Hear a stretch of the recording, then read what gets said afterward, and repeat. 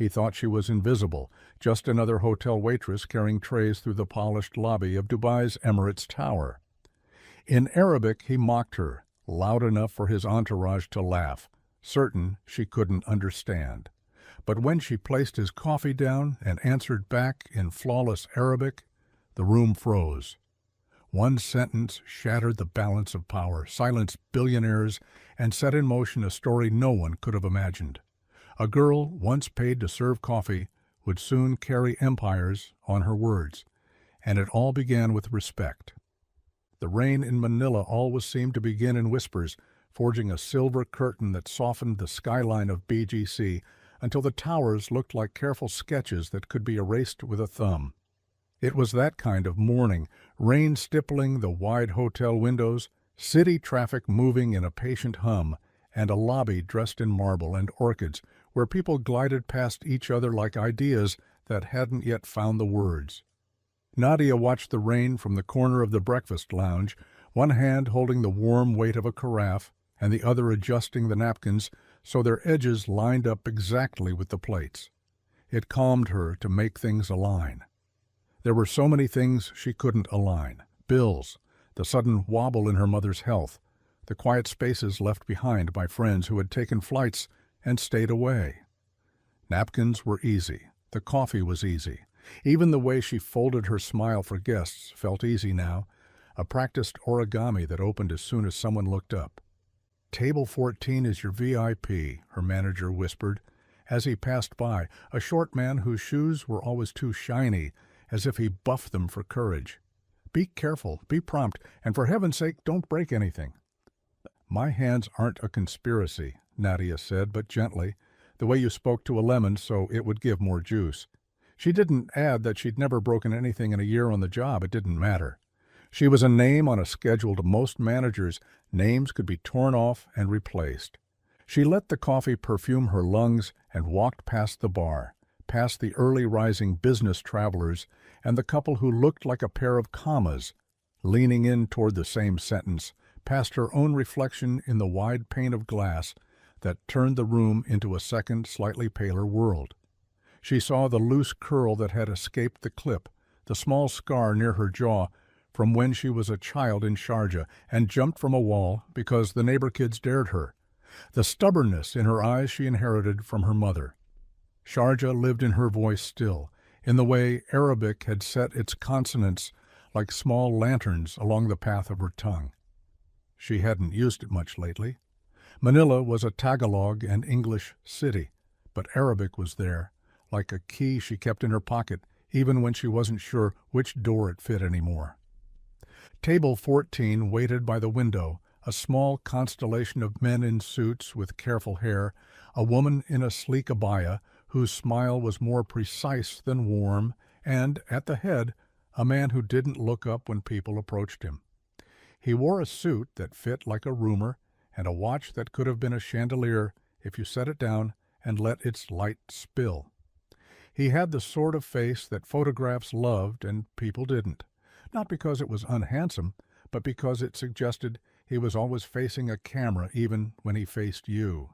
This was the VIP. She didn't know his name yet. She knew the look. She set glasses, poured water, offered a smile that could reverse a small sadness. "Good morning. Would you like coffee to start? We have a single-origin Ethiopian that's bright with citrus, or a darker roast if you prefer." The man didn't look up. He flicked his hand toward one of the men beside him, a movement so small it could have been a flinch. "We'll order in a minute," the lieutenant said. His accent held desert sun in its vowels. The woman in the abaya glanced at Nadia, and in the glance there was a brief complicity. Two women threading a needle between manners and the hard loom of men's impatience. "Water for now, please," the woman said, "and perhaps, what pastries do you recommend?" Nadia told her. When she spoke of food, she let her voice unspool like silk. You could make even a croissant sound like a promise if you meant it. She moved away to give them space, felt the thrum of the room's conversations brushing past her like birds, and returned with a tray of pastries balanced above her shoulder, the coffee balanced in her other hand.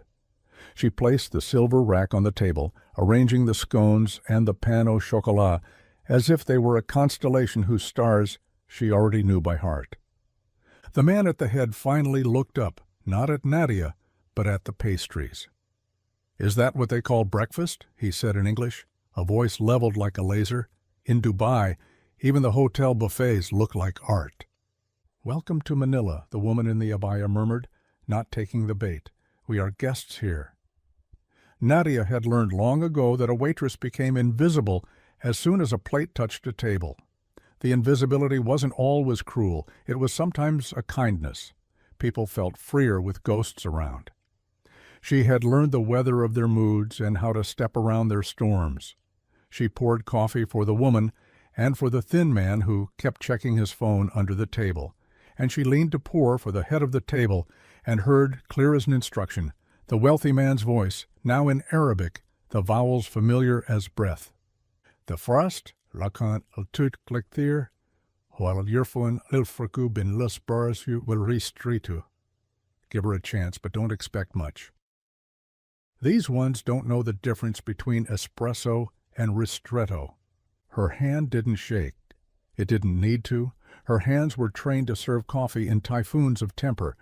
She placed the cup neatly, a white saucer on white linen.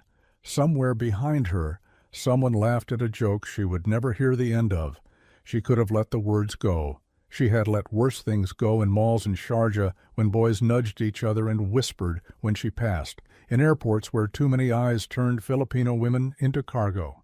She could have let this go, but something in the way he didn't look at her, the way he declared a sum before counting the coins, tipped the balance.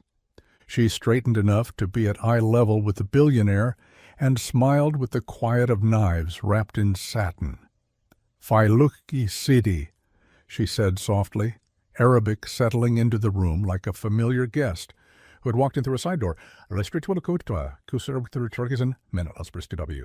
QLM, Markither Nanoma, Tam, Ku, Alkinard.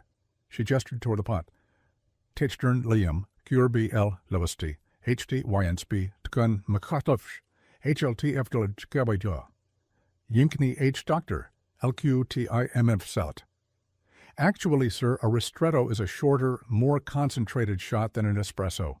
Less water, a smoother bitterness, a stronger taste. But this, our brew today, sits closer to the middle to suit different preferences. Do you prefer it stronger? I can bring a separate shot. The woman in the abaya's eyebrows arced, then softened into a smile that had the warmth the earlier one lacked. The thin man's phone stopped mid-scroll. A second man's mouth opened, then thought better of it. The billionaire's eyes lifted, really lifted to her face, and for half a heartbeat his expression was unarmored. Delight, surprise, the boyishness of someone who had found a familiar song playing unexpectedly in a station far from home. "You speak," he said in Arabic now, the vowels shifting, softer, "like my grandmother. Makurid Lurov Milhin. Your articulation is full." "Gorofil Shriek," she said. "I grew up in Sharjah. JDWWJD. And my father used to tell me, he who strives succeeds." The billionaire's mouth tilted, not quite a smile. "And what did he teach you about correcting your betters?" "That LKLMA Eltibstikioch," she said, letting the edge show just a little. "A kind word is charity. Yo weinen lechiet in MNLLTF. And sometimes correction is a kind of kindness." A silence unfolded that was not merely quiet but attentive, as if the room itself waited to see what the billionaire would do with his surprise. Nadia held it without flinching. She had learned somewhere between the library in Sharjah and the night shift at a coffee stand in Abu Dhabi airport that silence held properly was a powerful instrument. You could tune a room with it. "Bring me what you recommend," he said finally, in English again, cutting the thread of Arabic like a decision. "Surprise me."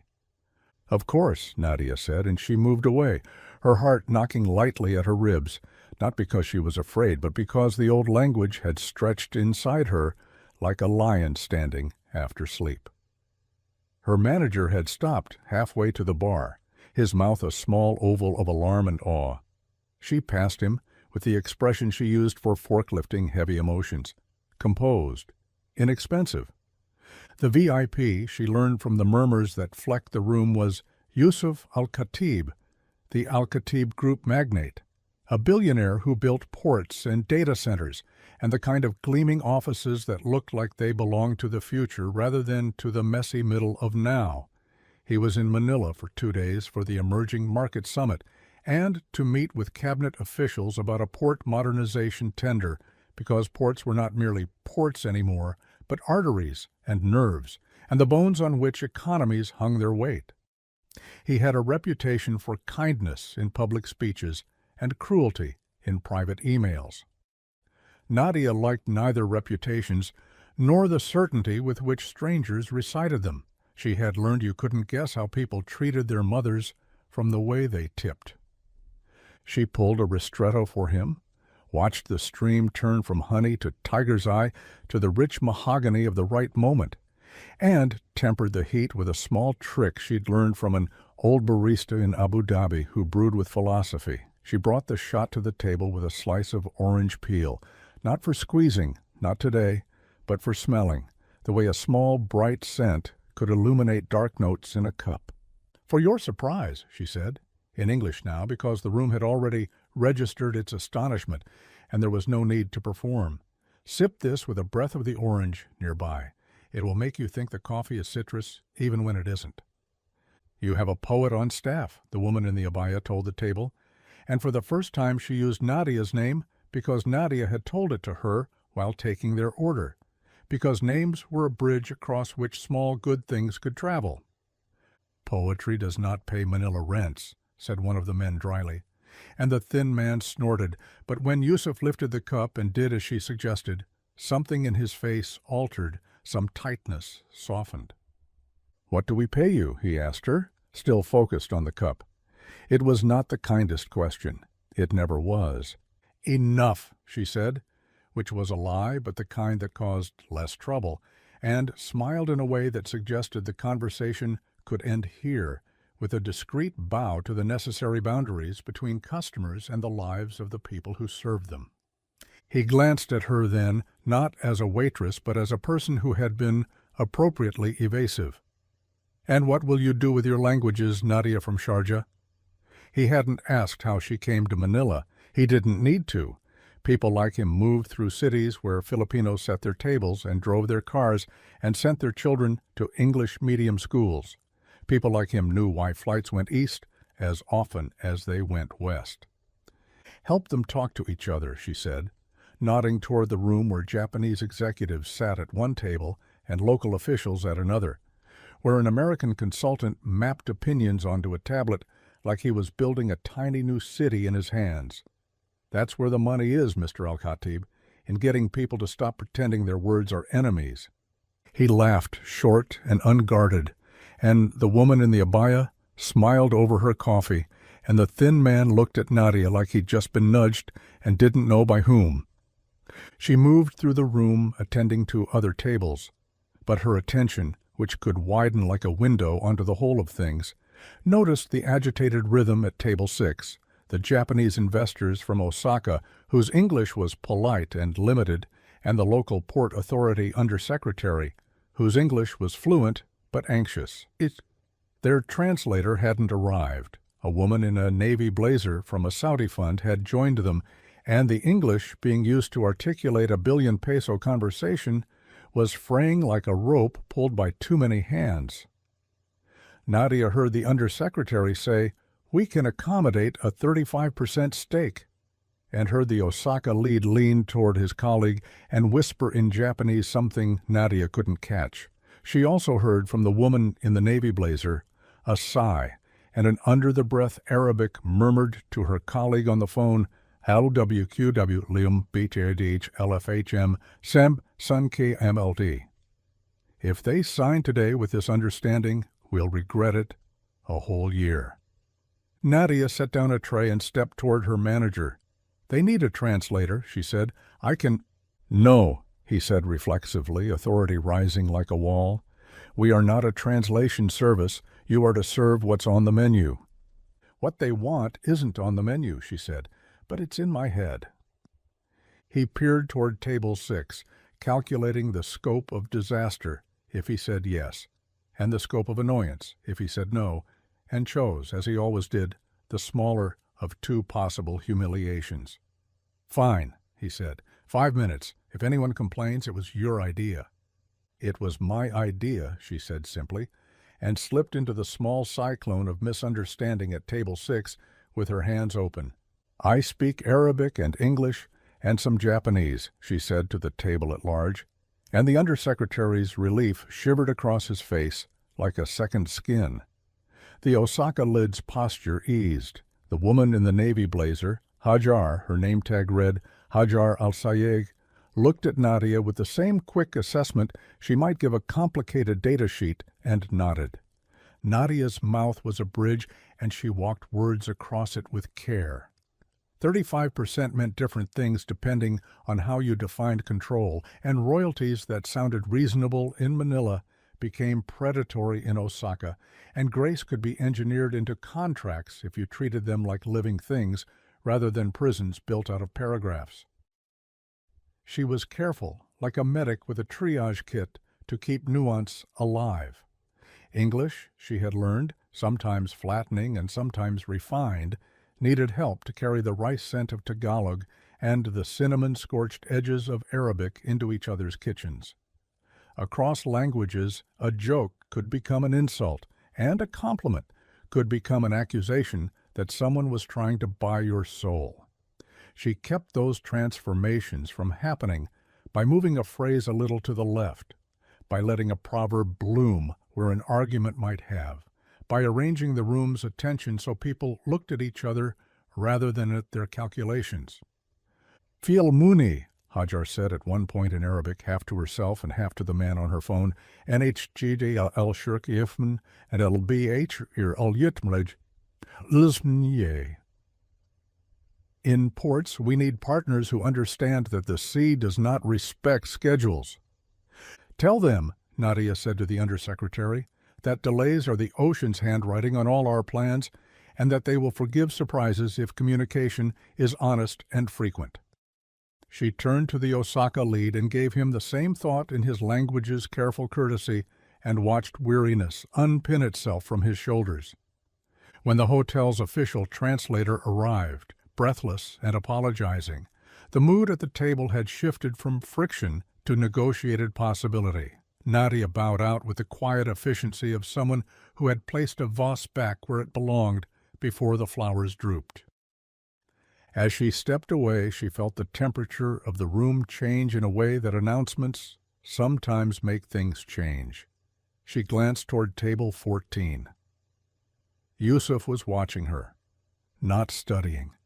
Watching the way a person watches a landscape from the open door of a helicopter, maps springing into 3 dimensions, rivers becoming living blue lines instead of blue lines on paper.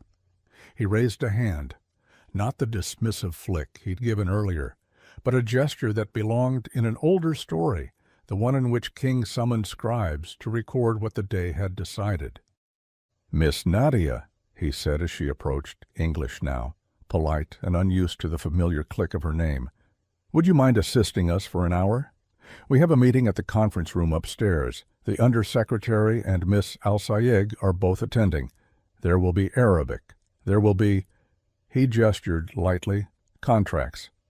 "I'm on shift," she said, because she wanted the respect their permission implied. Her manager hovered at the edge of this conversation like an exclamation mark. "We can reassign her," he said quickly, the words wearing a smile that wasn't on his face. "Of course. Hotel hospitality is—" "An art," said the woman in the abaya, the smile in her eyes more definite now. "We will borrow your artist." Nadia nodded. She wasn't afraid of rooms like the one upstairs. She had taken her father's hand through immigration lines at Dubai, and watched as men in gold-trimmed uniforms leaned on counters as if they were leaning on the backs of men. She had stood behind podiums at church fundraisers and spoken about scholarships as if money itself might blush and step forward. She could stand in a conference room with glass that showed the city smeared with rain and give Arabic its spine back and let English be the silk it was. She could do that.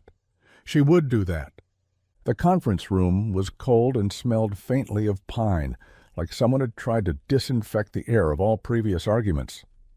Around the table sat the undersecretary, his rapid heartbeat disguised as a steady tap of pen against paper, Hajar with a tablet, two Japanese executives, and their translator, the late one, with hair the color of winter, and three members of Yusuf's team who brought with them the scent of expensive cologne and the impatient tilt of people who believed time should obey them. The first 10 minutes were easy. Introductions were made, titles were recited, nods were exchanged like business cards. Then the words thickened, and the room's grace began to fray. A paragraph about environmental compliance bore too much meaning in too few words. A sentence about community engagement had a missing tooth. The translator for the Japanese executives struggled with a phrase that in English was equitable distribution of port improvements across barangays, and in Japanese became something about fairness that did not account for a barge's actual path up a river. Tagalog, when it entered the room, did so only as an aside, as if the land itself could be referenced but not addressed. Nadia stepped into the weave and adjusted the threads. She didn't explain a culture, she explained a clause. She didn't annotate a people, she rearranged a sentence until it stopped offending physics. She used Tagalog as a bridge, not a podium. When the undersecretary's voice shook slightly as he explained the phased approach, she let him keep his explanation and grafted onto it the Arabic that would make it breathable for Hajar's board, the Japanese that would render it acceptable to a team trained to admire thoroughness. When a word threatened to become a weapon, she turned it into a tool. Once, when the Billionaire's chief of staff murmured in Arabic to his colleague, careless because he assumed the room didn't understand, Kualum iridun, smuttam nungir lagyan, we'll tell them what they want to hear and then change it later. Nadia caught the words as one catches a falling crystal. She thought of her father fixing cars in Sharjah, the grease that settled into his nails like history. She thought of bridges and how they deserved sober engineers. Menef Delk, she said without looking at the chief of staff, addressing the room, her Arabic modest and firm.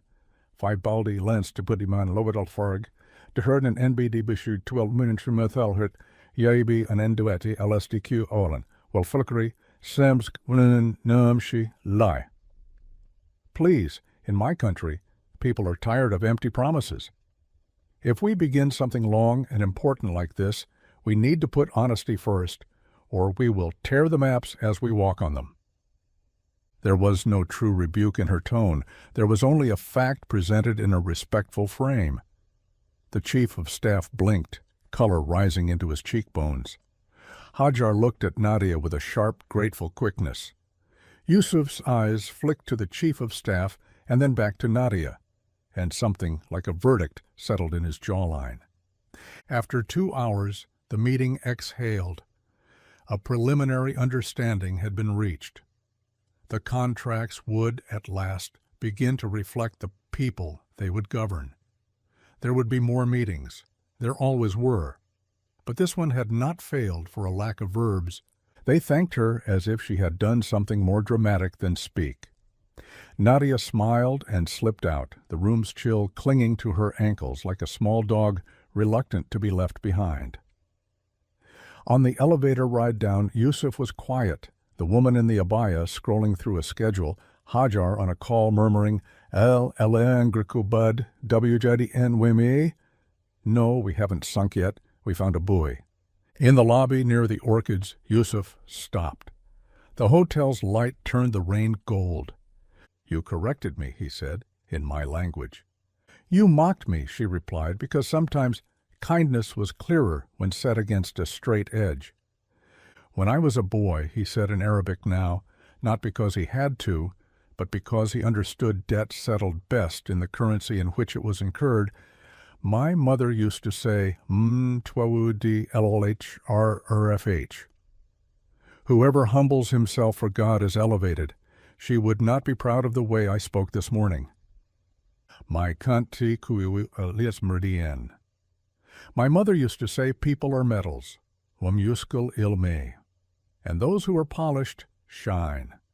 He smiled, really smiled then, the camera exiting the room, the boy who had learned to sell things stepping aside so the boy who used to run through date gardens could step forward. Do you have a dream, Nadia from Sharjah now, in Manila? Not the small dreams. I can guess the small dreams. Not the rent, not the medicines, not...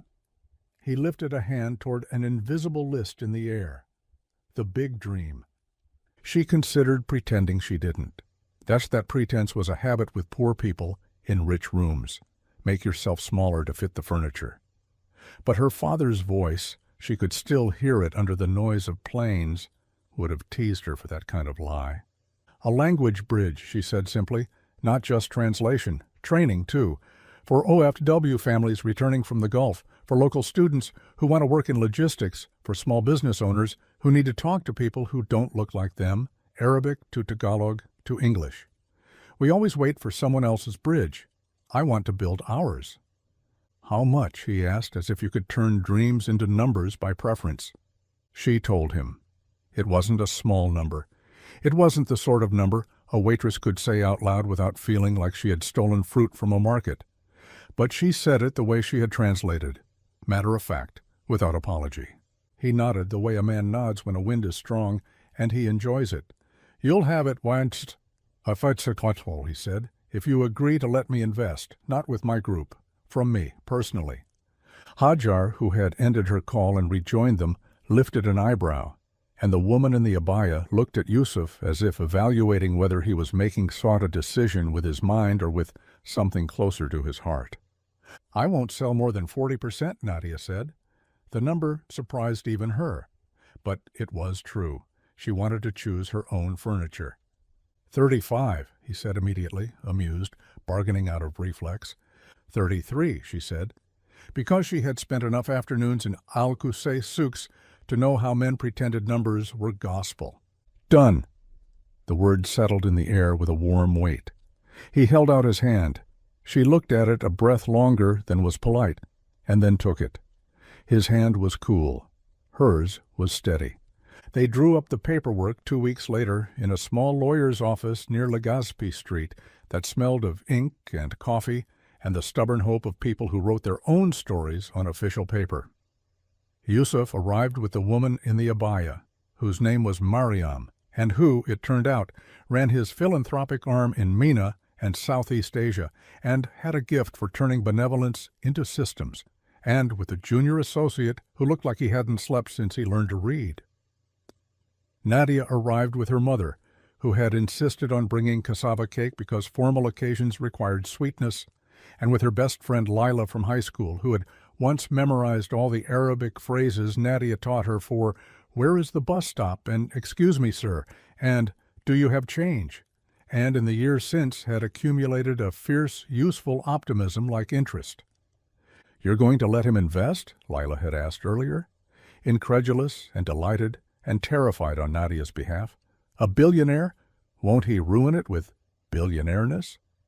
"If he tries," Nadia had said, "Mariam will save me. And if that fails, my mother will shame us all into honesty through sheer force of cassava cake."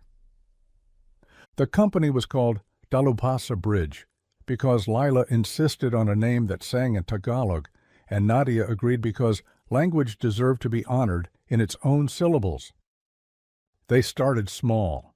Weekend workshops in a borrowed classroom at a university in Taft where air conditioning came in gusts, and whiteboards always had faint ghosts of older equations. Nadia taught people how to listen for particular vowels in Arabic, so kalb, heart, didn't become kalb, dog, how to make English less of a swagger and more of a handshake. She taught executives how to say Assalamu alaikum without swallowing the peace it offered, school teachers how to say mabuhay with a warmth that didn't vanish in translation. They recorded role plays for port managers and wrote glossaries for barangay captains and designed a mobile app that let you swipe through scenarios until your tongue learned to be braver than your fear. Yusuf visited Manila twice that first year, once with quiet, once with cameras, but both times he listened more than he spoke. You could tell who had corrected him since that morning because they lived in his eyes now. He asked better questions. When he offered to make their app go global, Nadia told him they had to make it go useful first, and he laughed and sat back and let Lila talk about UX research like it was a love story. Mariam called weekly, always in a hush as if she were in a library of important thoughts, and her advice was less advice than pattern recognition. This will feel like a setback but is an upgrade in disguise. This donor will disappear but his friend will remain. The video of the breakfast room, filmed by a guest who had thought only to capture a cute moment of a waitress speaking Arabic, did what videos do. It traveled like a seed attached to a bird and landed in soils none of them expected. Nadia didn't watch it. She didn't like watching herself perform sincerity on a screen. But she noticed men in elevators who smiled in ways that included respect now, women at the market who squeezed her hand, teenagers who tagged the Dalubasa account on platforms she had been too busy to join. Months grew into a year. A year unfolded into two. The port tender progressed in stages that alternately crawled and leaped. The training program expanded to Cebu, to Davao, to Dubai, where they partnered with a Filipina community center in Dera and taught Saturday classes that smelled of shawarma and chalk. They trained call center agents in Damam who needed Tagalog more than English and customs officers in Subic who needed Arabic more than they knew. They hired teachers who spoke languages Nadia didn't and learned to let go, to let other mouths build bridges where hers couldn't reach. Her mother's health settled into a plateau where precautions held and gratitude could exhale. Some evenings Nadia and her mother cooked sinigang and watched the light change across the room as if it were a story with no bad parts. Sometimes, lying in bed after 12-hour days, Nadia thought of Sharjah not as a place she had left, but as a tutor that had given her the tools she needed to return and build something that didn't exist before she came back. The rain fell and the sun rose and BGC's towers sharpened and softened and sharpened again in the humid air. The old Filipino proverb her father muttered, and the old Arabic proverb Yusuf had regretfully reclaimed braided themselves in her head. He who strives succeeds. People are metals. In her better moments, she believed in the alchemy implied in both. Yusuf changed too, but not in the dramatic way of headlines that needed heroes and villains to launder complexity into entertainment. His emails became less sharp. He caught himself with small jokes when his impatience flared. He hired people who had the energy of good teachers instead of soldiers in expensive suits. He cut a deal that left money on the table for the sake of something he called sleep. He built schools because he couldn't help himself, and he stood in them blinking like he had just walked into a place where the rules were different and better, and sometimes he called Nadia when the decisions involved a community where Tagalog was spoken beneath the louder languages of commerce. He made mistakes. He was a person, not a conversion story. But he apologized faster. In Arabic, often because he had learned how apologies in your own language wore familiar shoes and walked further. On the second anniversary of the breakfast that changed everything, Mariam organized a small gathering at the same hotel in a smaller room that overlooked the same rain-silvered city. Dalubasa's teachers spoke. Hajar, passing through Manila on her way to inspect a port refurb whose cranes rose like steel giraffes, gave a toast. The undersecretary, now a deputy minister, said, with the care of a man who understood the roofs under which his words would fall, that he believed they'd started something durable because they'd started it with honest words. Nadia didn't give a speech. She didn't need to. She watched. She let the room hold its own certainty. After, when the room had emptied and the orchids looked tired from attention, She slipped out to the lobby where a younger waitress was being scolded by a man in a suit who was angry at a delay in his tea. The girl was shaking just enough to be noticeable if you were the sort of person who noticed shaking. Nadia touched the man's sleeve politely and said, "Sir, your tea will arrive in a minute. The kettle we use requires a bit more patience, but it will taste better for it. While you wait, may I tell you something my father used to say about patience and boiling?" She smiled, not wide, not weaponized. He blinked, caught off guard by an interception that treated him not as a threat, but as a person who had a better self he could choose. He sighed, took the smallest step backward a human can take, and nodded. The girl's hands stopped shaking. The tea arrived. The world did what it sometimes does. It carried on, newly tilted toward kindness. Before she left, Nadia found the spot near the window where she had set a cup down 2 years ago and let Arabic walk into the room like a lion out of an old door. The city outside was clear today. The rain had rinsed everything into a sharper version of itself.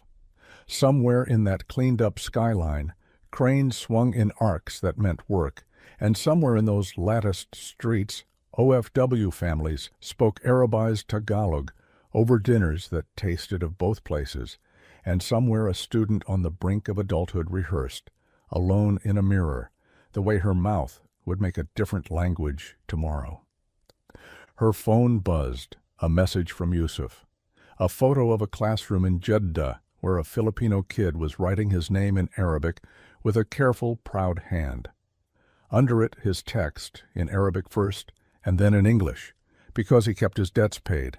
Lanensmdina shkran lankskeltien. People are metals. Thank you for polishing us. She typed a reply without thinking, her thumbs moving the way they had been moving through languages all her life. Min JDWWJD. He who strives succeeds. Then in English, because some meanings were happiest in English too. Tell him to keep the dot on the B small. The small things make the big things make sense. She tucked the phone into her bag and walked toward the exit. The orchids in the lobby balanced on their stems like thoughts about to be spoken. The city breathed. The hotel doors opened to the afternoon's heat and the sound of jeepneys and possibility. Nadia stepped into it, a woman with a bridge she had built, and a second one already sketched in her mind for the places words couldn't yet reach, her steps quiet and certain as a familiar proverb. The rain-slicked lobby of the Emirates Tower in Dubai gleamed with the kind of shine that whispered money in every polished tile and every crystal reflection.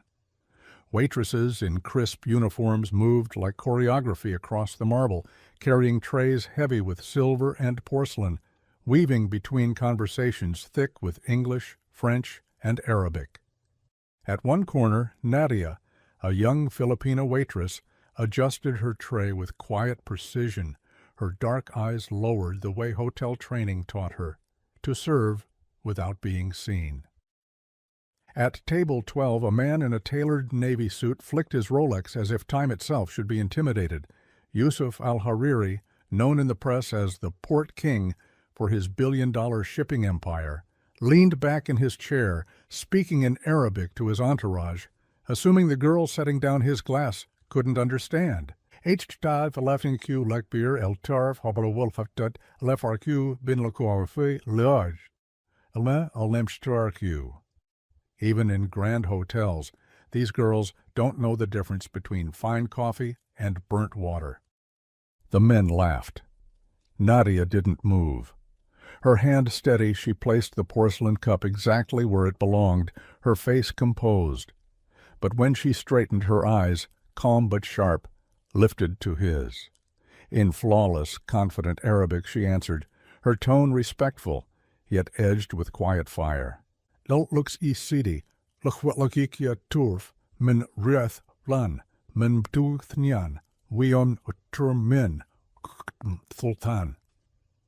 On the contrary, sir, real coffee is known first by its aroma, second by its taste, and third by the respect of the one who serves it.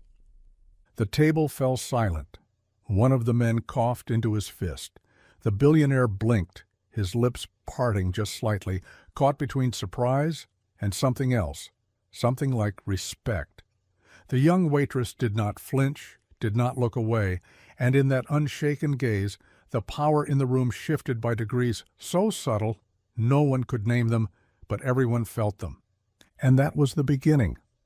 What followed was not just a single moment of defiance, but the unraveling of assumptions, the collision of two worlds, one of unimaginable wealth, one of unyielding dignity, and the strange, dangerous, breathtaking story of what happens when a billionaire underestimates a girl with languages in her mouth and fire in her chest. The rain-slicked lobby of the Emirates Tower in Dubai gleamed with the kind of shine that whispered money in every polished tile and every crystal reflection. Waitresses in crisp uniforms moved like choreography across the marble, carrying trays heavy with silver and porcelain, weaving between conversations thick with English, French, and Arabic. At one corner, Nadia, a young Filipina waitress, adjusted her tray with quiet precision, her dark eyes lowered the way hotel training taught her, to serve without being seen. At table 12, a man in a tailored navy suit flicked his Rolex as if time itself should be intimidated. Yusuf al-Hariri, known in the press as the Port King for his billion-dollar shipping empire, leaned back in his chair, speaking in Arabic to his entourage, assuming the girl setting down his glass couldn't understand. H.Fi aleft likbier el trafoil oftaat, farq bin likwo lidjaid gewilm alemstju. Even in grand hotels, these girls don't know the difference between fine coffee and burnt water. The men laughed. Nadia didn't move. Her hand steady, she placed the porcelain cup exactly where it belonged, her face composed. But when she straightened, her eyes, calm but sharp, lifted to his.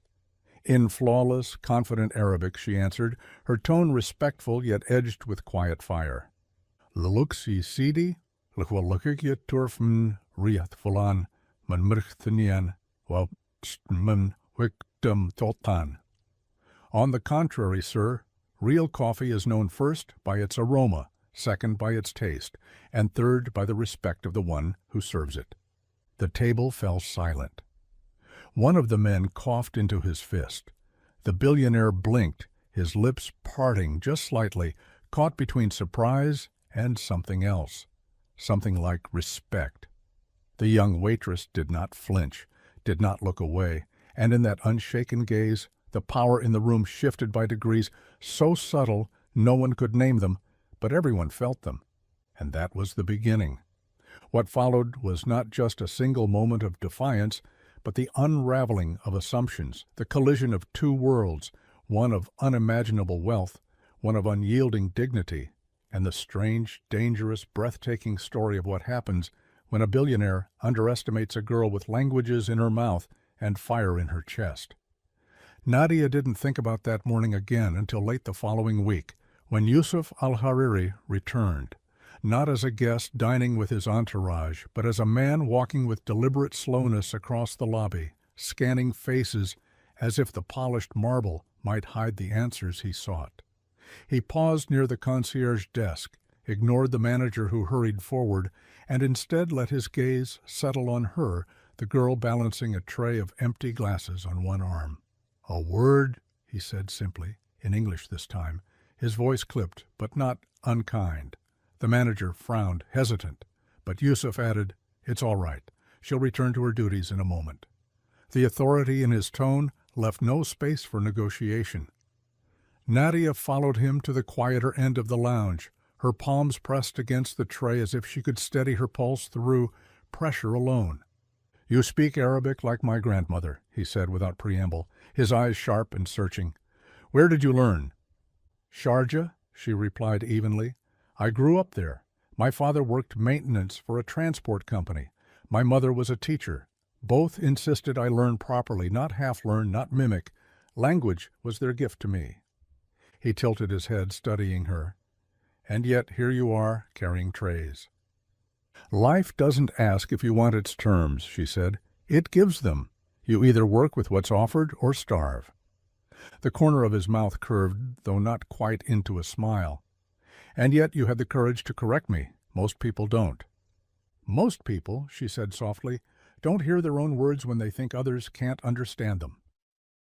For a moment the billionaire was silent. Then, to her surprise, he laughed. Not loud, not mocking, but a short, almost rueful sound. Fair enough. He set a card down on the table between them. You should not be serving coffee. Call this number tomorrow.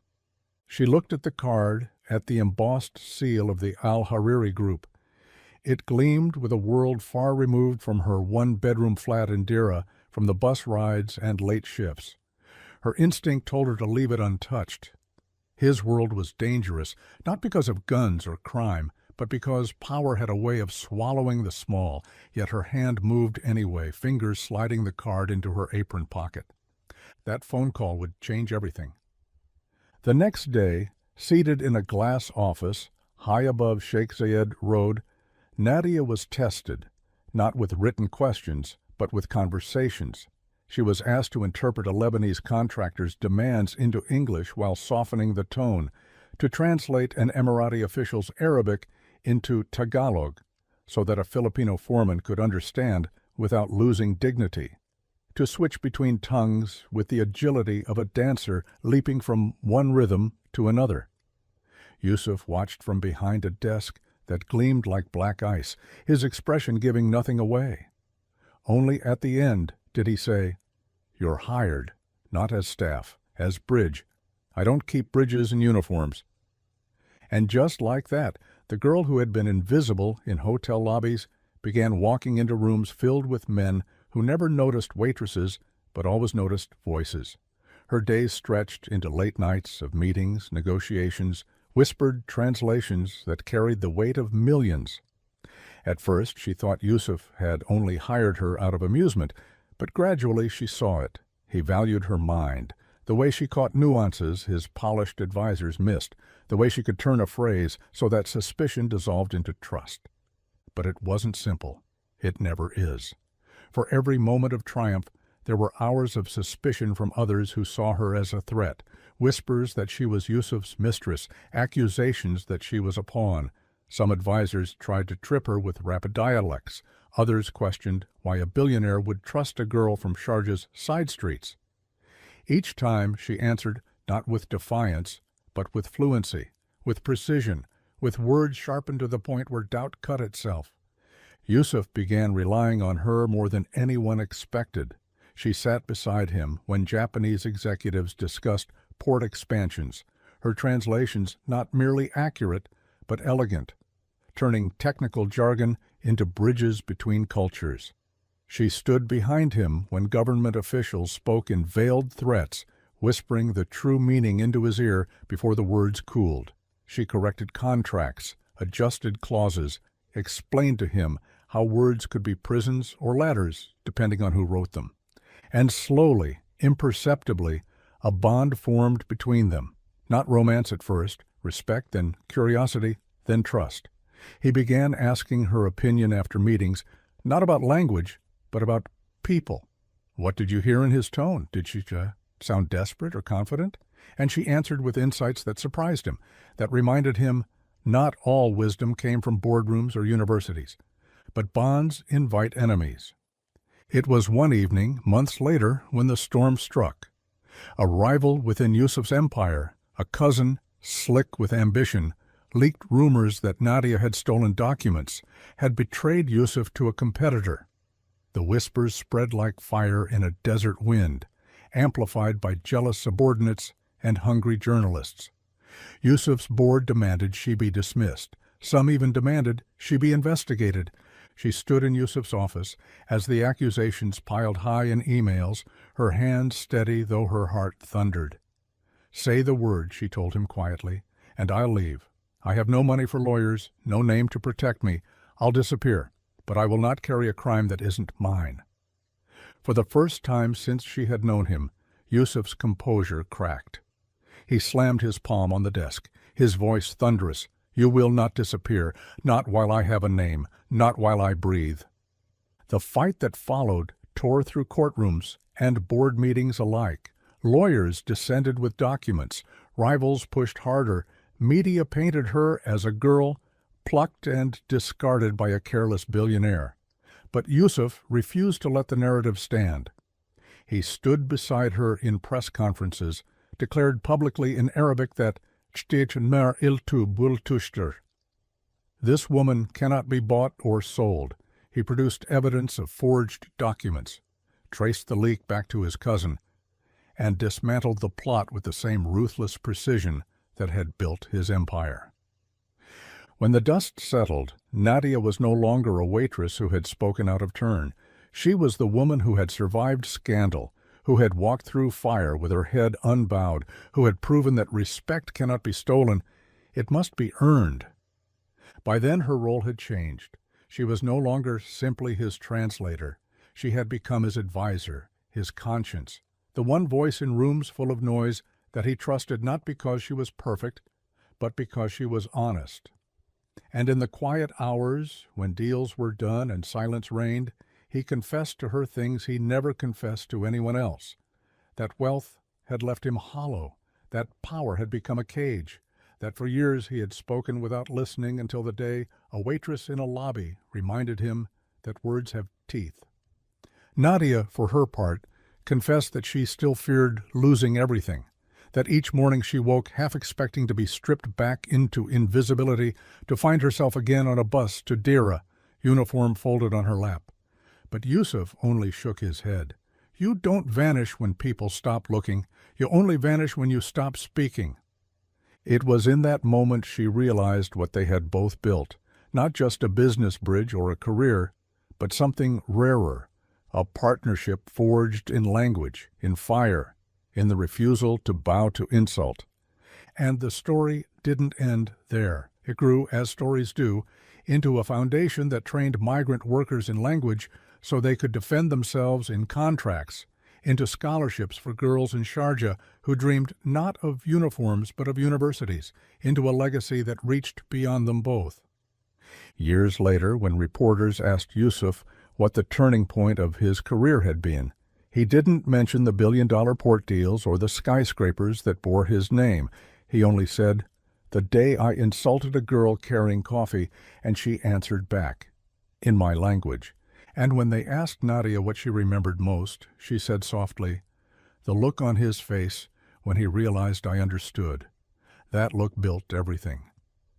Because sometimes a life does not change with money, or power, or opportunity. Sometimes it changes with a sentence spoken at the right time, in the right tongue, by someone the world thought invisible. And that was their story, not of a billionaire saving a girl, but of a girl who reminded a billionaire what it meant to be human, and of the empire they built together not out of contracts, but out of words. The scandal that nearly destroyed Nadia also became the storm that rebuilt her life in ways she could never have imagined. The media fire burned for weeks, yet in the ashes of accusations, something undeniable emerged: respect. Not the shallow kind that bowed to wealth, but the harder, rarer kind that bowed to truth. People who had never seen her began to speak her name in offices and newsrooms, first with suspicion, then with admiration. Migrant workers who heard of her story whispered it across break rooms, proud that one of their own had stood so visibly without breaking. Even the wealthy, cynical as they were, could not ignore her anymore. Yusuf noticed the change first in small things. Government ministers who once dismissed her as the translator began addressing her directly, asking her opinion on clauses, listening to her observations about tone and cultural nuances. Business rivals who had expected her to fold under pressure watched with thin smiles as she remained seated in every room where they had tried to edge her out. At one late-night meeting, after hours of argument over a port expansion in Mombasa, a British executive leaned across the table and said, "Forgive me, but you're wasted as an interpreter. You think like a strategist." She had smiled politely, but later Yusuf repeated the words back to her with quiet seriousness. He was right. But with respect came weight, and with weight came fear. Some nights she sat in her apartment staring at the ceiling, wondering if she had become trapped in a gilded cage. She had wanted only to serve coffee with dignity, to send money home, to survive. Now her days were filled with billion-dollar contracts, her face occasionally splashed in newspapers, her every move scrutinized by men who wore smiles like knives. It terrified her as much as it thrilled her. One evening, when exhaustion pressed on her bones, she told Yusuf, "I don't belong here. One mistake and they'll remind me who I am, a girl from Sharjah who carried trays." Yusuf leaned back, his expression unreadable. "Do you know what I see when I look at you? Not a waitress, not even an advisor. I see the only person in this room who will tell me the truth. That's rarer than money, rarer than loyalty." She wanted to believe him. She needed to, because another storm was already brewing, darker than the first. His cousin, the same man who had orchestrated the first rumor, wasn't finished. Stripped of position, he aligned with an outside competitor, an American firm, eager to break Yusuf's hold on Middle Eastern ports. Together they devised a plan not to attack Yusuf directly, but to attack the foundation he was now building with her. They leaked whispers that she had influence far beyond her position, that contracts were adjusted at her command, that she was manipulating him for power. They painted her not as a victim, but as a schemer, the hidden hand behind his empire. The whispers reached journalists again. One morning, her phone lit with messages, headlines calling her the invisible queen, the billionaire's shadow, the maid who rules the king.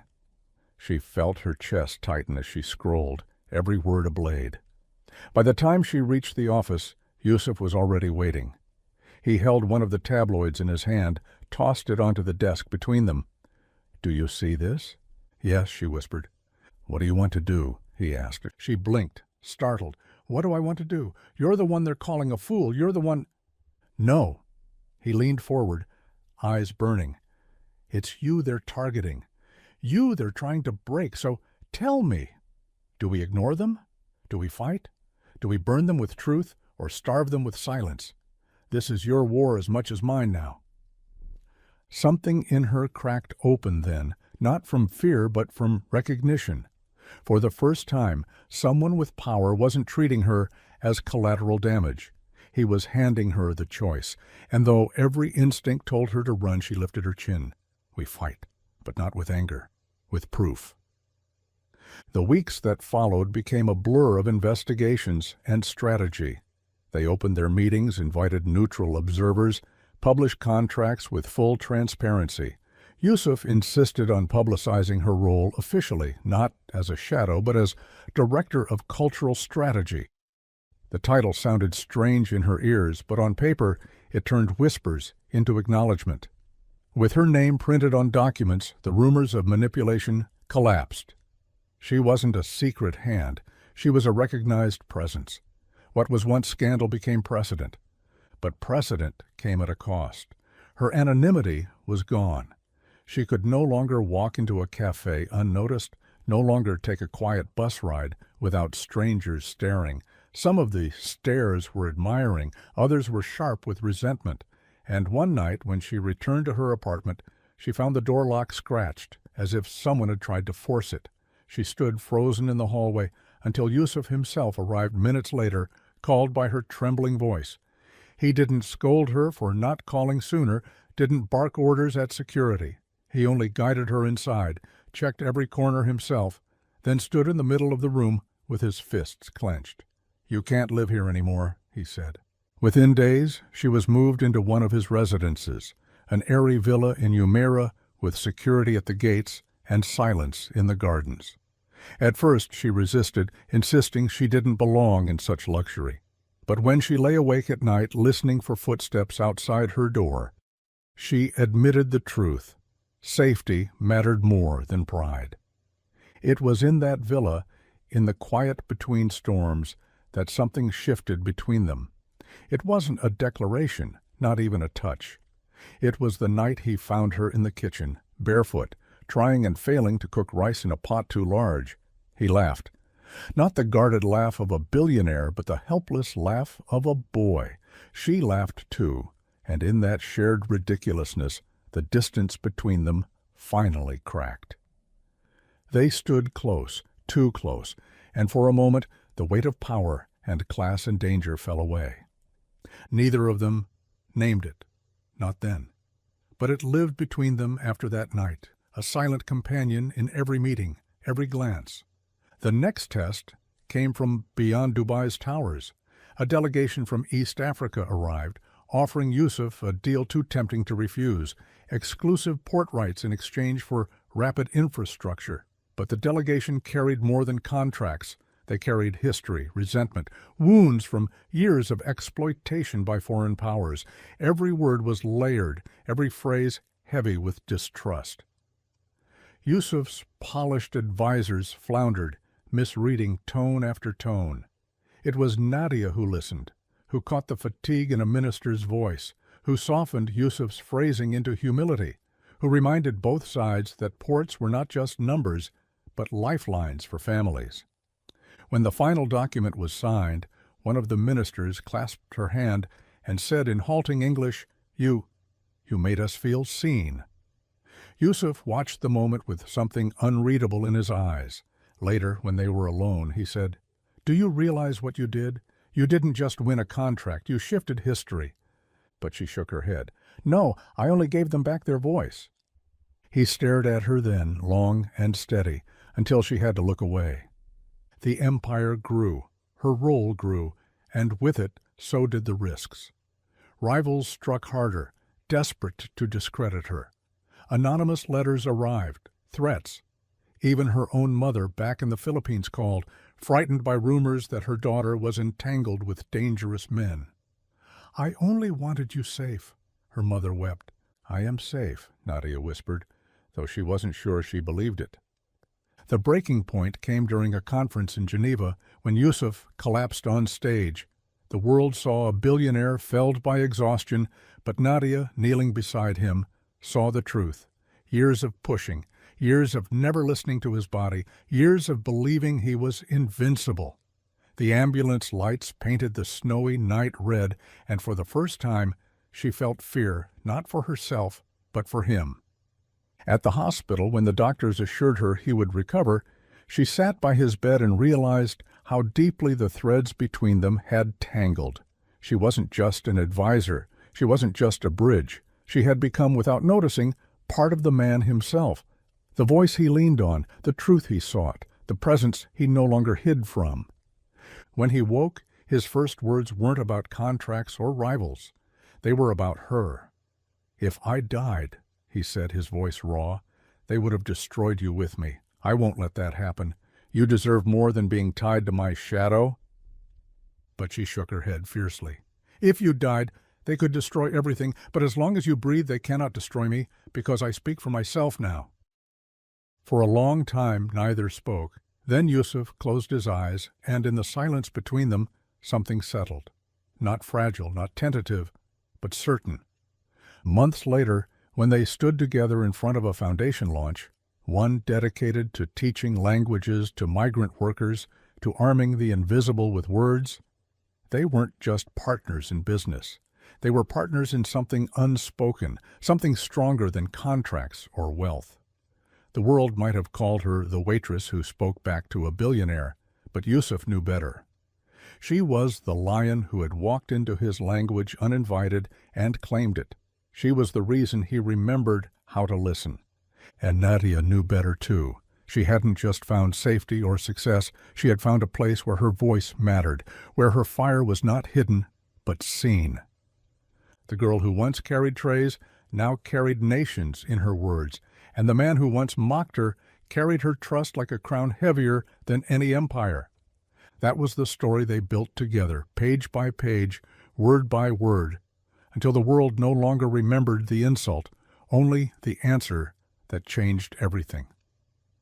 The night after the Foundation's launch, the villa was quiet, its windows glowing softly against the desert dark. Nadia stood in the garden barefoot, the cool stone path pressing into her skin as she tilted her face toward the sky. The stars over Dubai were faint compared to the ones she remembered in Sharjah, blurred by the haze of city light. But they were there, stubborn pinpricks of truth that refused to disappear. She thought of her father's voice teaching her proverbs, telling her that words could be both armor and weapon. She thought of her mother's tired hands, of the narrow bed in the one-bedroom flat where she had dreamed of a bigger life but never dared imagine this. Inside, Yusuf watched her through the glass doors, his figure reflected faintly on the pane. He saw not the waitress he had mocked, not the advisor who had saved deals, not the woman the media tried to twist into caricature. He saw the person who had reminded him he was still human, who had forced him to confront the hollowness of power when it was stripped of respect. For years he had built towers and ports and empires, but none of them had ever looked back at him with eyes that demanded truth, until her. When she came inside, brushing the night from her hair, he spoke quietly. "Do you ever regret answering me that day?" She smiled faintly, setting a hand on the edge of the table as though to steady the weight of memory. "Sometimes. Because it made my life harder. Because it pulled me into storms I never asked for. But mostly no, because it gave me a voice I thought I'd lost. And you?" "Every day," he said, his voice low, "I regret mocking you. But I don't regret the consequences. Without that mistake, I might never have met the one person willing to correct me." She met his gaze, and for once there was no distance, no hesitation, no fear of scandal or whisper. There was only recognition. Two lives tangled by accident, but held together by choice.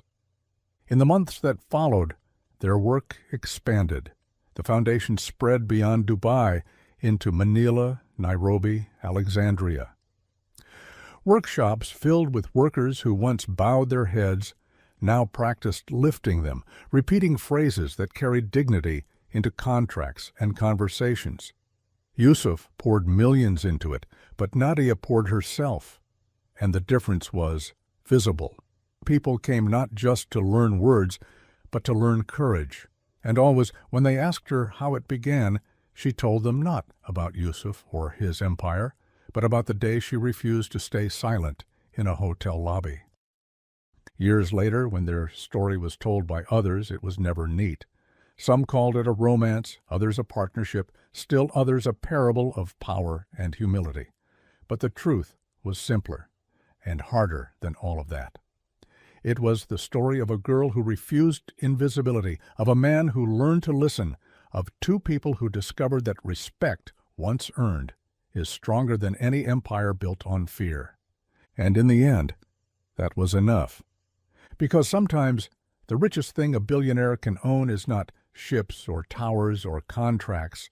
Sometimes it is the voice of someone who once carried coffee, who dared to answer back in his own language, and in doing so, changed the course of both their lives forever.